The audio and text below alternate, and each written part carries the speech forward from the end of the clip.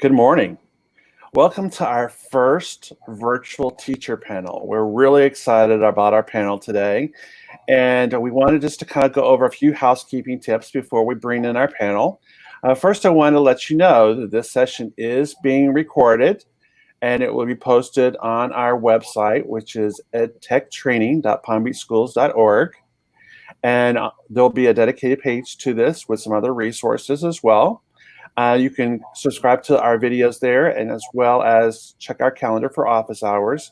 You can also subscribe to our videos by going down below and hitting subscribe. And I just now noticed that we have 1.17 thousand subscribers, and I'm really excited about that. That's really cool.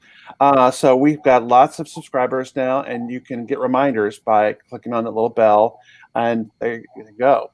During the live stream, you can ask questions in the chat over here.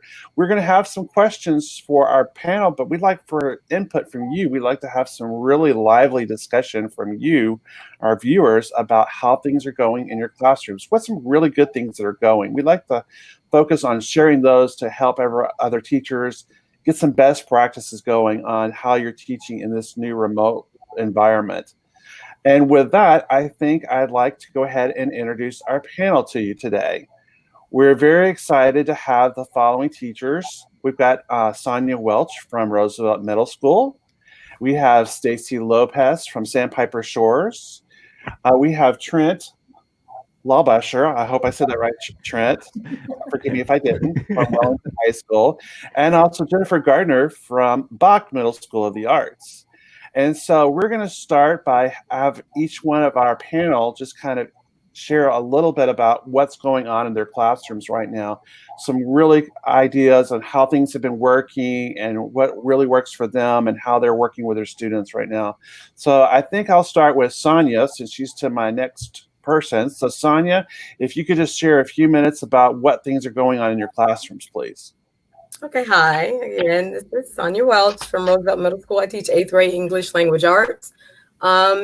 Pretty much what I have been doing, because I am Google certified, my students are used to using the programs that we have available in Google. Google Classroom is a staple that I've always used, so it was an easy transition for my students. With Google Meets, when I first did it, it was kind of a little boring, to say the least, because everybody couldn't speak at once. So, I set a contract and rules of what I expected, just like we do in the classroom. So I had my students treat it as if we were in class. They signed a contract saying that they, you were going to agree to the rules. And once we got on, no one could speak unless I said so. If it was just me talking, and I'm not a teacher who just stands and delivers. So that first Google Meet felt like I'm standing and delivering. So it wasn't exciting. The next Google Meet, I found a program called Jamboard, where it let the kids be interactive. So whoever was in the meeting was able to work on a document at the same time. And we did like a novel study and discussion. So that's just one of the programs that I'm trying to use to be interactive and keep the kids engaged. But that's about it. All right, Sonia, thanks so much. Let's take it to Stacey. Good morning. I teach 3rd grade reading and writing, and my students have been in the program with the Trailblazers since the beginning of school. So Google Classroom was very familiar to them. However, working independently at home was a totally different story. For their SEL, I have daily check-ins, and at that time they check in with me. They let me know how they're doing, if they found their work, and if there's anything they need. And through that, I've gotten children laptops. I've met with parents about work expectations. I post a daily schedule. We use Class Dojo, so I've posted the weekly schedule so the parents know what's expected, and the children have one as well. And they know that it gets checked every day. Google Classroom is great because I assign 100 points and I could see who gets the points or who doesn't. So all of the tools that are available to us have been taught. If there are any problems or questions, I use Screencastify, and I do a recording and I post it, because I feel if there's one person asking, there's probably 5 others who need the same question answered.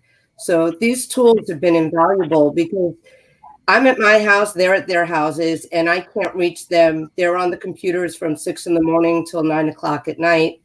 So the lessons are posted. We have interactive read alouds. We use Jamboard as well. I've done digital book reports and a lot of different things, but they're engaged and they're having fun and learning at the same time. So it's been a good experience for the most part. All right. Thank you, Stacey. Trent, what about you?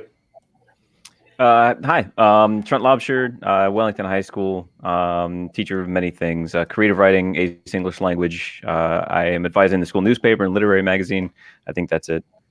So I've been able to use, or I should say, continue using Google Classroom and G Suite and some of the other online tools that we've been working with throughout the year, which has been kind of a nice benefit because I've had, access to one-to-one devices and Chromebooks in my classes, which a lot of many teachers didn't have access to. So I'm also one of the lucky ones where my students have kind of grown accustomed to walking in the door, grabbing their computer, and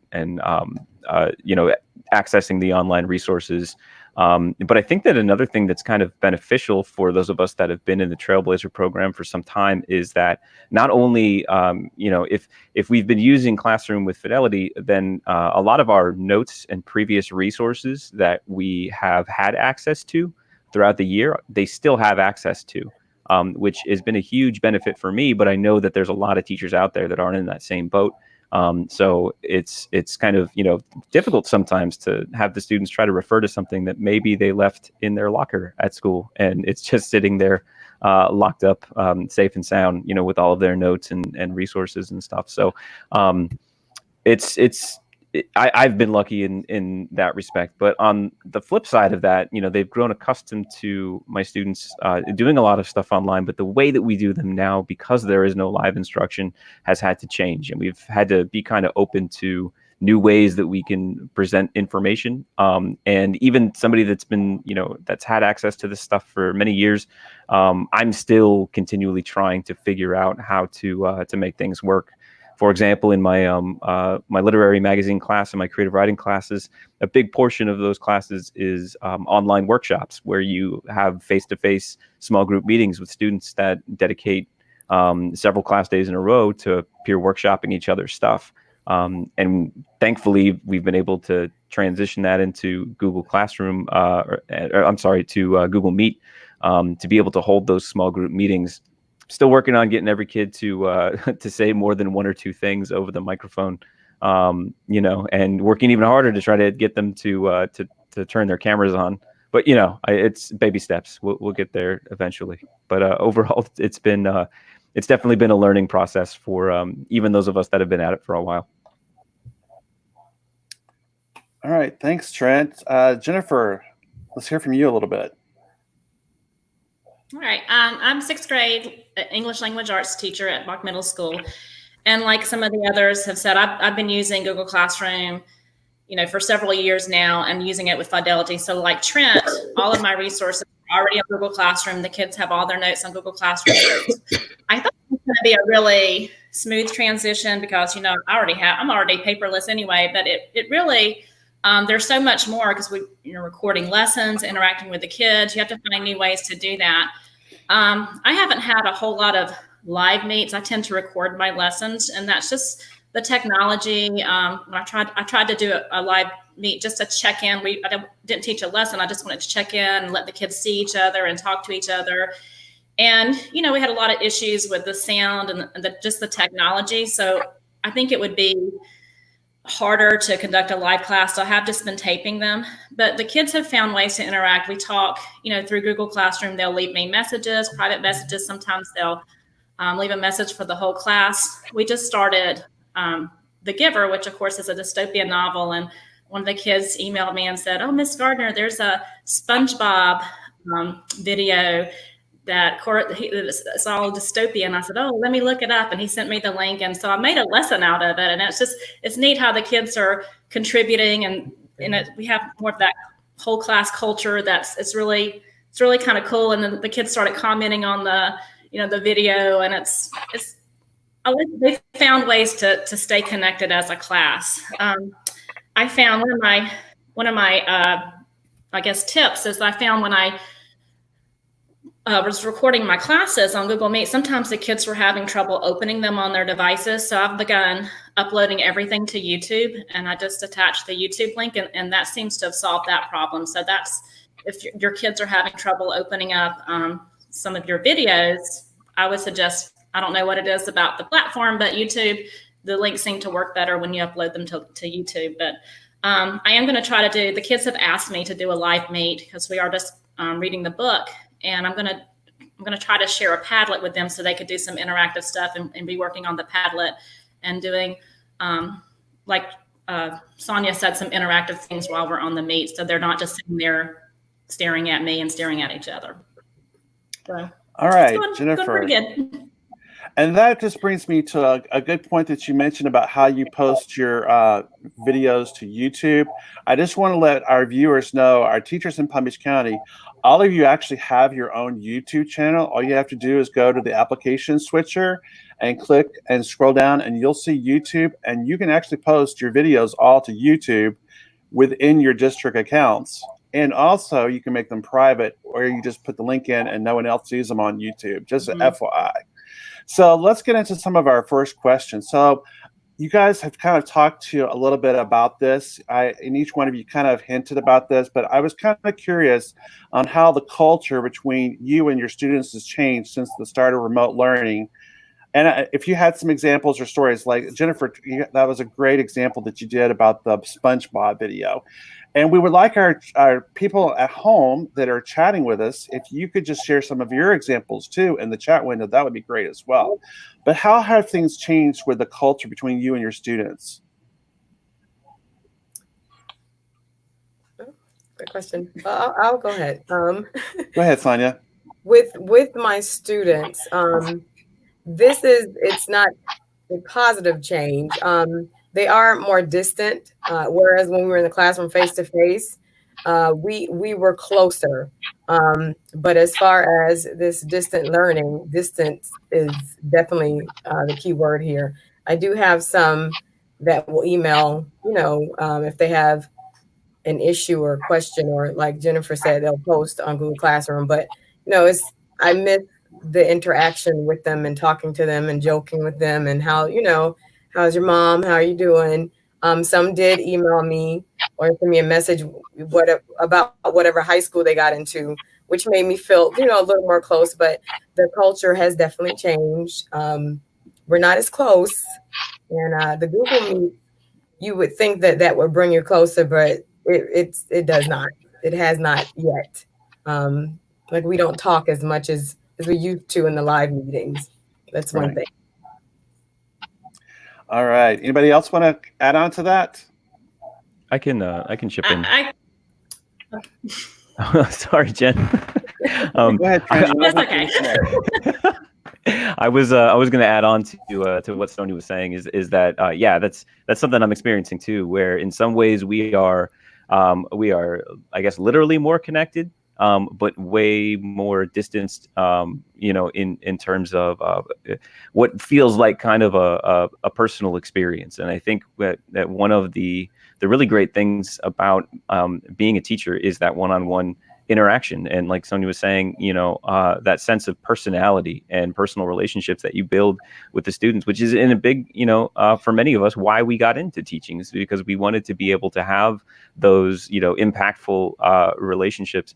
And it is really difficult now because, in a lot of cases, you don't know what's going on with that student when they're working on the assignment. I recently did an assessment with one of my students, and she got on a Google Meet, and I hear a baby crying in the background, and she's having to babysit while working on assignments and such. And what can you do as the teacher on the other end of that interaction, other than just be like, hey, it sounds like you're kind of busy right now. Let's figure out another time that we can make this work. So it's in a lot of ways, like I said, we're more connected in terms of we're seeing most of the students often. But on the other hand, it's, you know, there's a little bit of more distance that's created because it's just, you know, it's not as personal as it once was. Go ahead, Jennifer. I was just going to say, again, we missed the interaction. If this had happened earlier in the year before we had gotten to know our students, I think we'd be at an even more disadvantage. Luckily, it was at the end of the year. We know our students. We know, you know, which ones we can say certain things to, joke with, or whatever, which ones are having a hard time at home. So that helps. The timing has helped. I do think before we started distance learning, I sent them a little Flipgrid assignment. I said it was optional, and just tell me how your quarantine experience is going. And when I watched them, I literally cried because I missed them. You know, I tell them I wasn't ready to get rid of you yet. Usually by May, I'm ready to say bye-bye, but you know, not March. And it's bad that we miss that interaction. I used to do. My son goes to my school, and he used to write jokes of the day on my board, and the kids would rush in because they're sixth graders. They like the jokes, and they'd rush in and read these corny jokes. And so every once in a while, I'll put a joke of the day on my Google Classroom just to kind of keep that culture consistent, things that they're accustomed to. Yeah, it sounds like you've all kind of done a really good job. And I've been just kind of looking over the comments a little bit, and a lot of teachers are really trying to figure out how to kind of connect and kind of relate to those students, because, like, you know, with some of them have technology problems, some of them are having life problems and stuff like that. And all this has kind of been stressful and stuff like that, and trying to kind of meet those student needs. We've got a great live stream on SEL strategies coming from Kristen Rulison on Monday for our live streams. And so I just want to make a quick plug for that. So let's talk about the culture between you and your colleagues in your administration. How has that been evolved over the past 6 weeks or so from the 13th? Go ahead, Stacey. I could start with that. I've always been one of the go-to people at my school for technology. And with that being said, as soon as this was rolled out, it was, how can you help us? So all of the links and all of the resources and all of the emails that I received were overwhelming. And I was told by my team, every email has too much information and I can't read it all. So I went to Google Sites and I created a Google site called Ask Mrs. Lopez. And I put everything neat, organized, in order. And if someone asked me a question, I would send them to that link. And then I was saying earlier, everyone's trying to use all these programs, throw them out to the kids, and they don't know how to use the program. So what I was doing, if they were using a program and didn't know how to access the scores, I would make a Screencastify recording and send it to them. And then I post it on my site as well. So they need a go-to place. And these are people who've never used technology with their children in the classroom one-on-one. And it's been a challenge. So we're teaching the teachers, we're teaching the students, we're helping the parents, and having one place to go to seemed to be the answer at my school. And Stacey, thanks for bringing that up. And John Shoemaker is going to be doing a live stream on Monday on Google Sites. So Jennifer, did you want to add something? Yeah, we did something similar. As soon as the world ended, our principal got a group of us together who were trailblazers, and she said, I want to create cohorts. So she assigned people to each of us. So I have certain people assigned to me. I'm their go-to person. But we also created a Google Classroom for the teachers. And we have, because it was the information overload.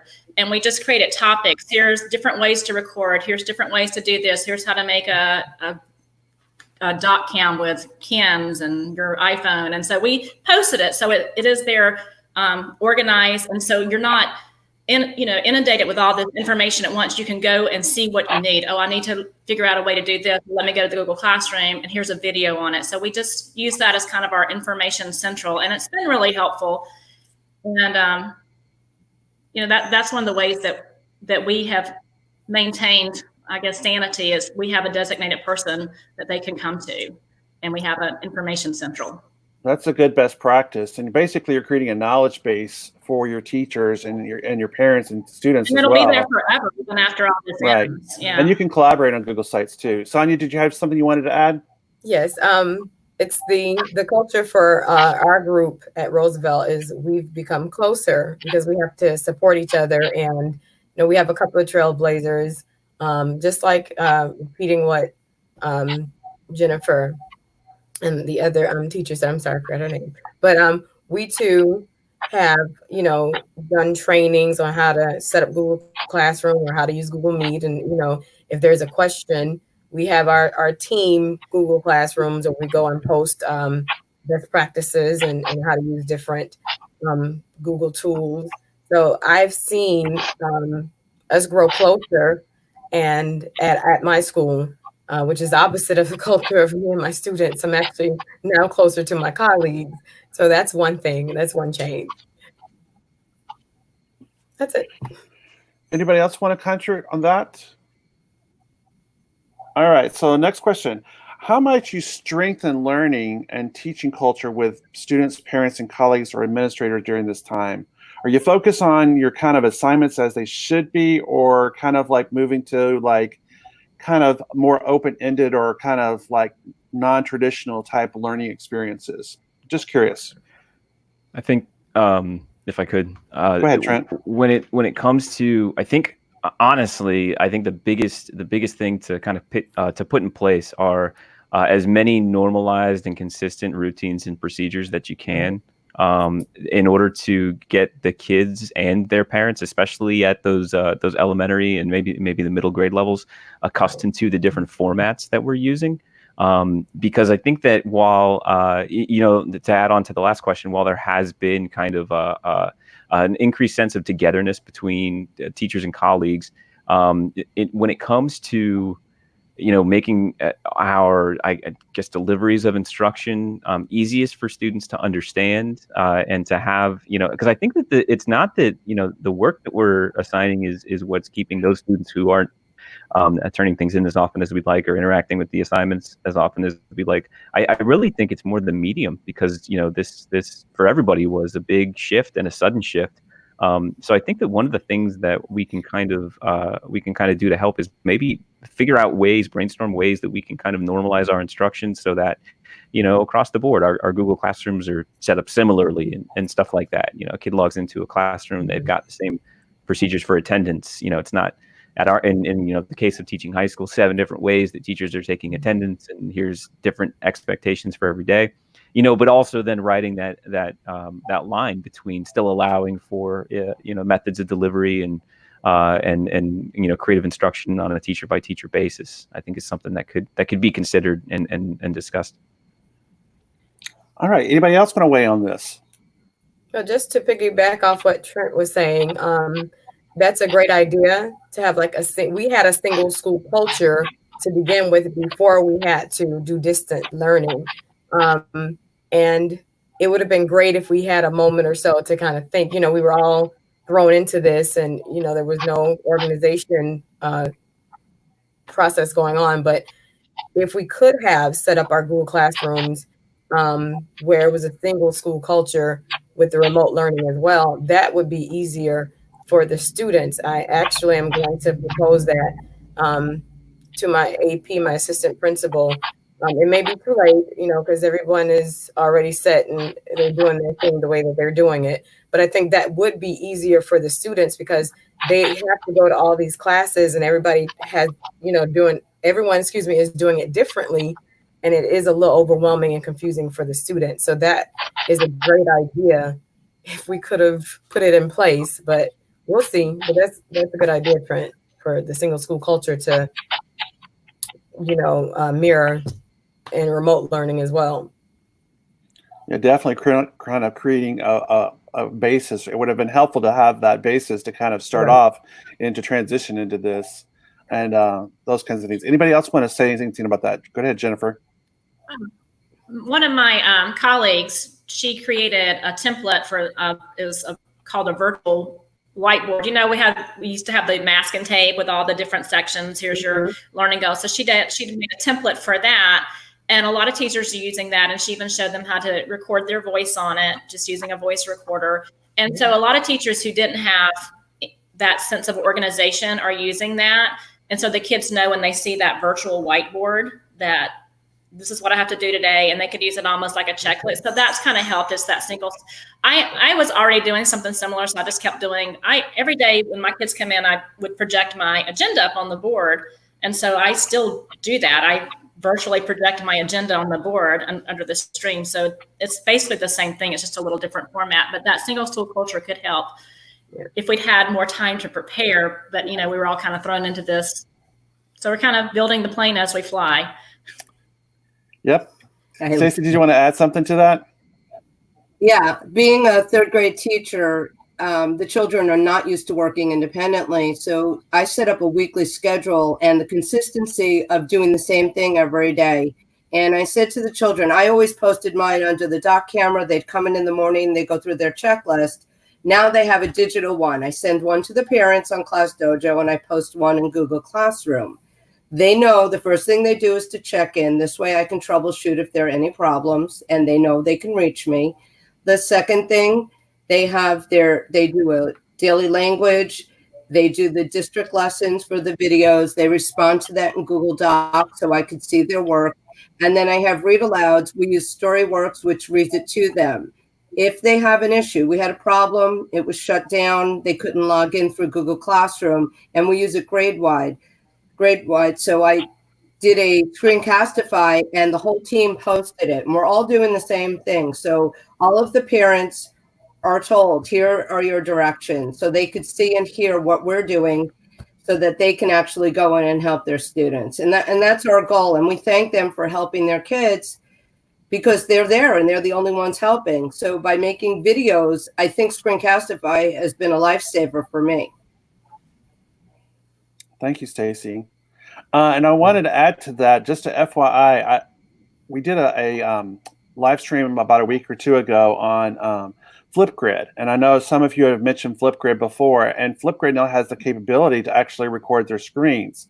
So if you did a Flipgrid activity and just share that, because that was something that kind of mind-blown me a little bit a few weeks ago. That was a great webinar. Let's move on to our next question. So how and where have students and colleagues come together to create a stronger sense of community in your school or your district, or in this case, our district? Can you give me any examples? Go ahead. I can, yeah. Am I talking or Trent? Okay. Yeah, you're on. We just this week we're doing a video for the kids that we're going to send out, and it's the Bruno Mars song, "You Can Count on Me." And so everybody has recorded themselves singing and lip dubbing or whatever, and our communications teacher is going to put it all together, and we're going to send that out as a surprise to the kids. But it's it's just something fun we can do. And I think the kids will like it. I'm sure they're not watching this, so they'll still be surprised. We won't tell anybody. Don't tell anybody. Okay. Trent, did you have something you wanted to add?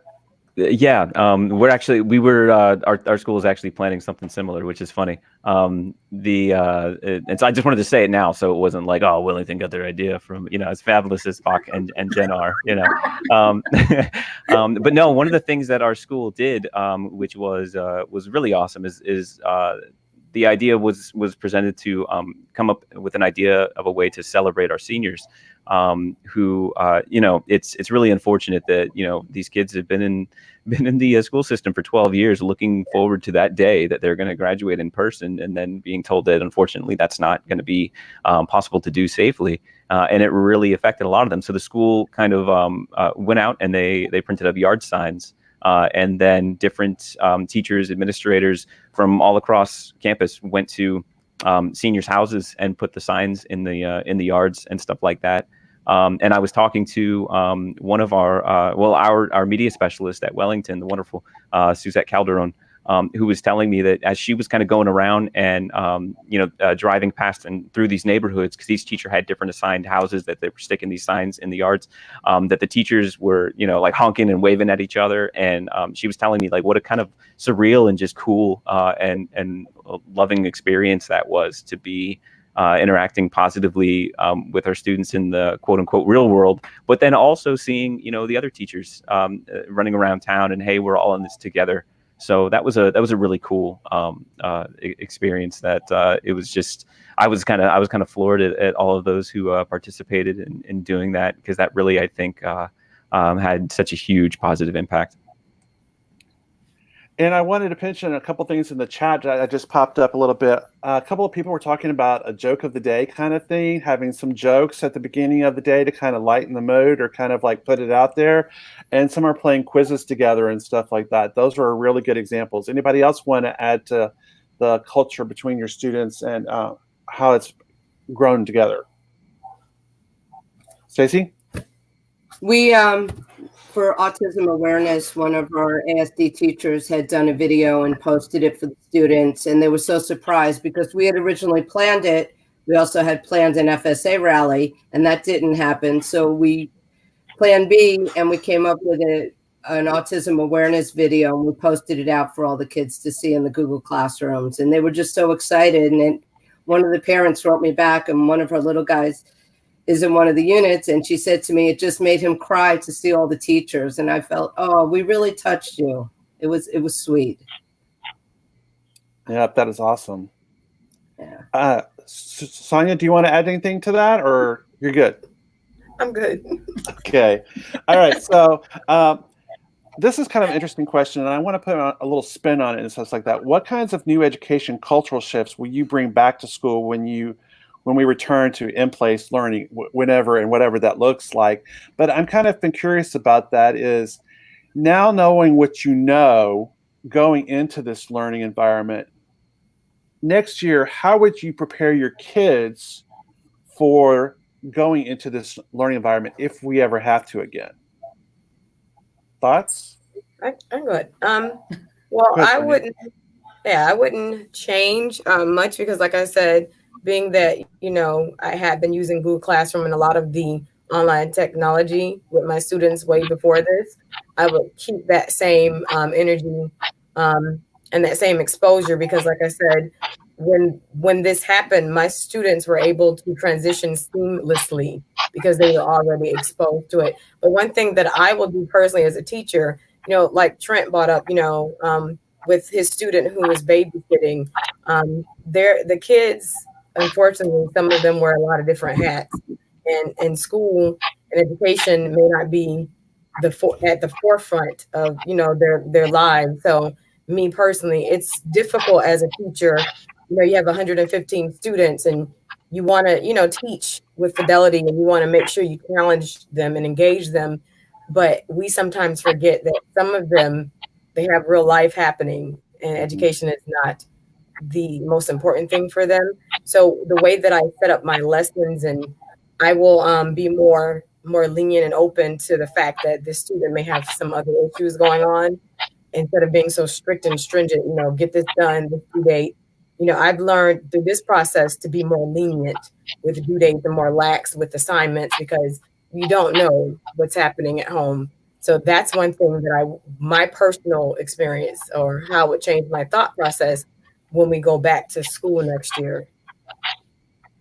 That's it. Thanks, Sonia. Those are good points. Anybody else want to add to that? Well, I know that you all have, you mentioned talk about you've already had the processes set up in place, like your Google Classrooms and stuff like that. And, Stacey, you have Class Dojo, those processes are already in place and stuff like that. But would you try to have maybe a virtual learning experience during face-to-face instruction, that might kind of prep them for some kind of environment? So when they go to this kind of environment, would that change? Would you think about anything like that? Go ahead, Trent.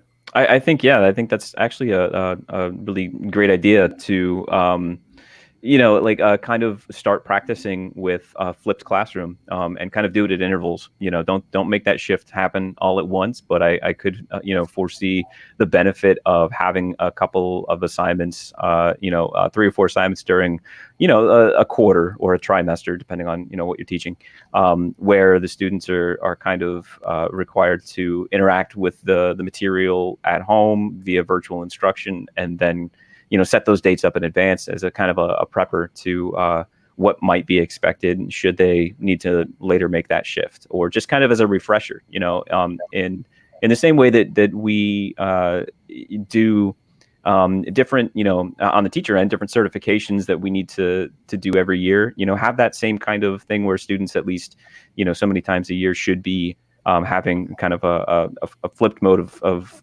instruction that can, then prepare them for something like this. And to adding on to what Sonia was saying about the other things that we can bring in, I think that's a fantastic point, and she hit it, hit the nail on the head with just being super mindful of, the fact that these students have things going on in their lives, and that even when we're in school, there's a ton of them that are involved in extracurriculars that are important to them, things that are happening outside with their families, and just really, really, really stressing to our students the importance of keeping open lines of communication, so that we can be aware of those things. I tell them all the time, you don't have to get really, personal or anything like that with what you want to talk to me about, but telling me that there's something going on helps me help you. Right. So I think that is starting up again, with in-place instruction, that should be something that we focus on.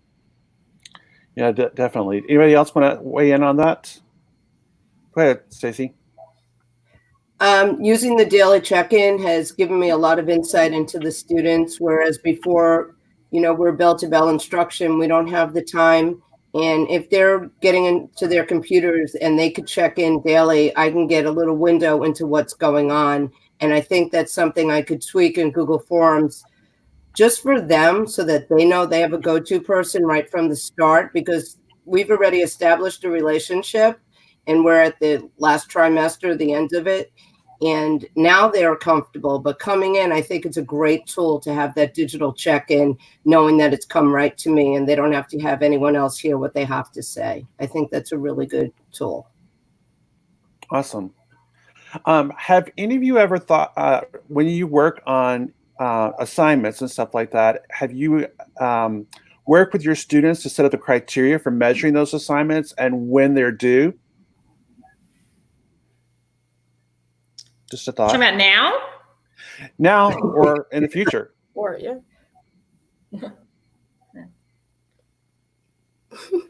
I mean, Go ahead, Jennifer. well, are you talking about now? Or like we have a standard policy Right. during distant learning. Our policy is that that we assign it because we're on block schedule, so we see our kids every other day. And our rule is, and this is school wide, if the day we assign it, if we assign it on a Tuesday, it's due at 8:25 on Thursday morning. So all assignments are due. They basically have sort of 48 hours, but not really. And so, but we're being very lenient with that as well. But they know that that's standard in every class. And so that's not something that's confusing them about when something's due. So that it's standard across everybody. So that's a pretty good policy, I think. That was one good thing to carry. That's one thing we're seeing a lot of, is because a lot of students the teachers are giving their assignments on Monday and they're due on Friday.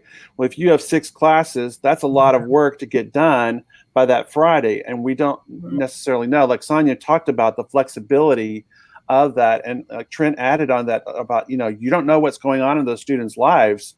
We have families that have 5 children and they have one device, and they only have it due certain times. I know my wife has given out assignments and her kids get them done over the weekend, and so it's got to be that flexibility, because that may be the only time they get it done.